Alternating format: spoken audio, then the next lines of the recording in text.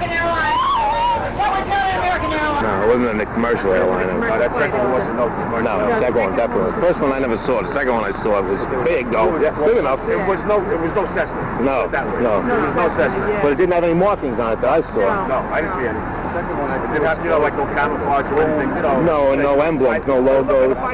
The plane circle around and actually come on to the opposite side of the building and smash into the Trade Center. It was great, to be honest with you. The plane wasn't no airline or anything. It was a twin-engine, big gray plane. Mark, were you close enough to be able to see any markings on the airplane? It definitely did not look like a commercial plane. I didn't see any windows on the sides. No, it was a black plane. It looked like a fighter jet. It looked like a fighter jet.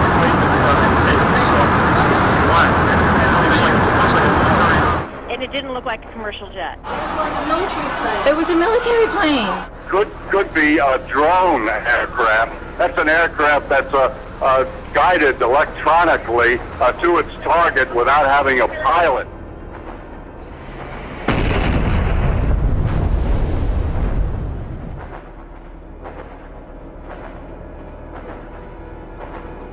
We were in the lobby, gathering to go up and start doing a search on the upper floors. As we were getting our gear on and making our way to the stairway, there was a heavy-duty explosion. And everybody just started running for the door. Everybody was trapped.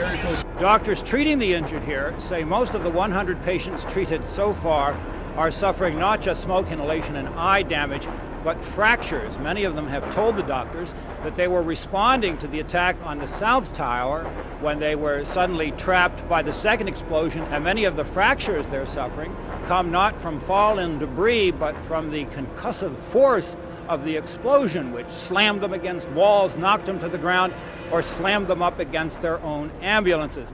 He thinks that there were actually devices that were planted in the building. He says that he probably lost a great many men in those secondary explosions, and he said that there were literally hundreds, if not thousands of people in those two towers when the explosions took place. He said there was a lot of talk there in New York of another explosion prior to the collapse of the first building. We're looking at the financial center. Two windows, two broken windows.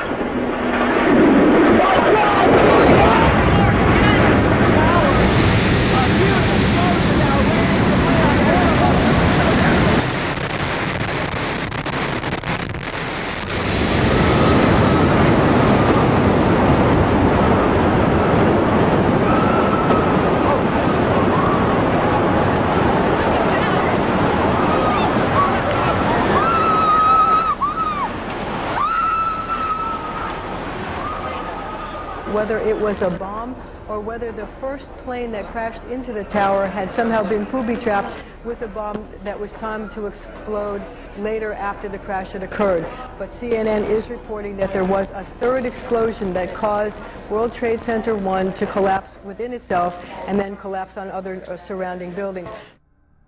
50 consecutive bangs, and it fell down like a waterfall. And we heard the noise associated with an implosion.